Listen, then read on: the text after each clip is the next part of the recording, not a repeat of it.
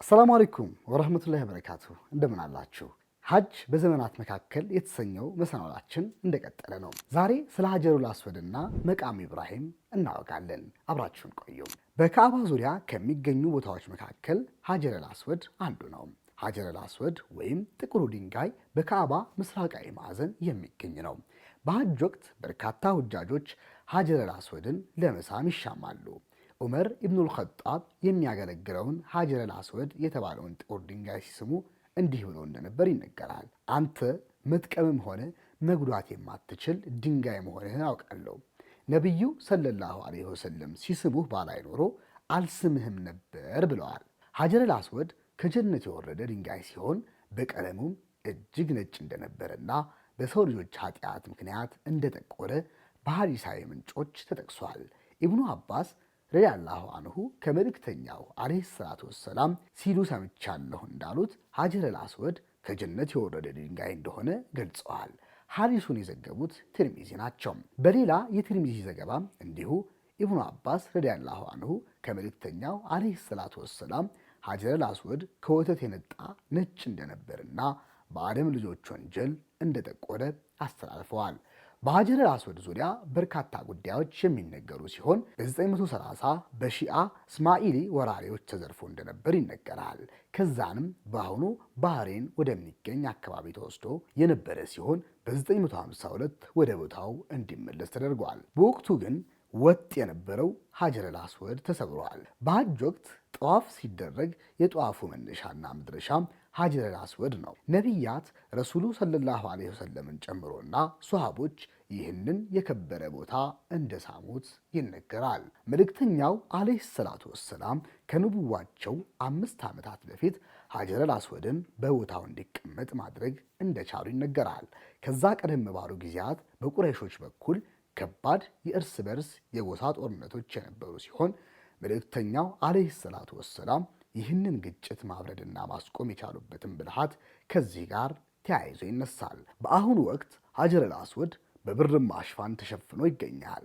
እነዚህን ሽፋኖች እንዲሰሩ ያደረጉት ደግሞ የኦቶማን ሱልጣኖች እንደሆኑ ይነገራል። በተለያየ ጊዜ መቀየራቸውን ልብ ይባላል። በካዕባ ዙሪያ ስላሉ ቦታዎች ማውጋታችንንም ቀጥለናል። በተለያየ መልክ ሐጅ የሚፈጸምበትን የመስጂደል ሐረምን የተለያዩ ክፍሎች ቃኝተናል።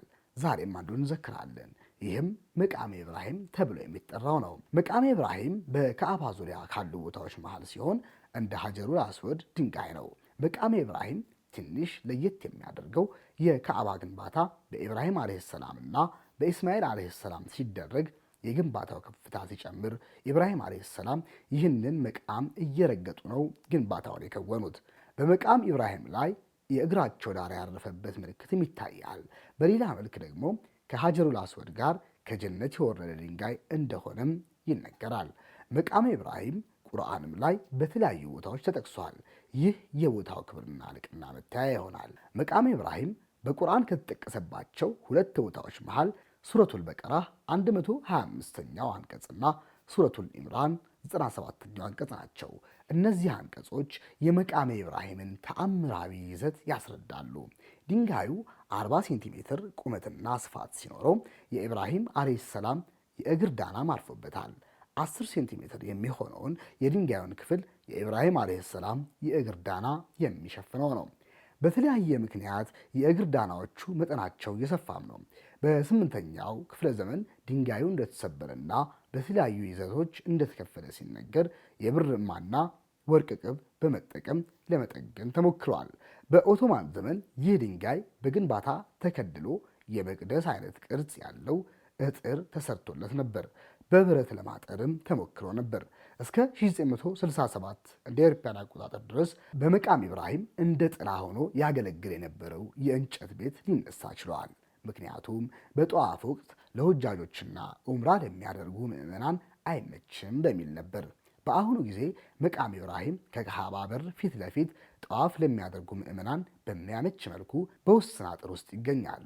መካ በሙስሊሞች እጅ ከመግባቱ በፊት መቃም ኢብራሂም በካዕባ ውስጠኛው ክፍል ይገኝ የነበረ ሲሆን ሙስሊሞች መካን ከያዙ በኋላ ወደ ውጭኛው ክፍል ተደርጎ ሊሆን እንደሚችል ይነገራል። በዑመር ኢብኑል ኸጣብ ረዲየላሁ ዐንሁ ዘመን የመቃመ ኢብራሂም በብረት አምዶች ታጥሮ የነበረ ሲሆን ይኸውም ከጎርፍ አደጋ እንዲታደገው በማሰብ ነበር። በተለያየ ጊዜም የነበረበት ቦታ የተቀየረው መቃመ ኢብራሂም አሁን በካዕባ ምስራቃዊ ክፍል 13 ሜትር ርቀት ላይ ይገኛል።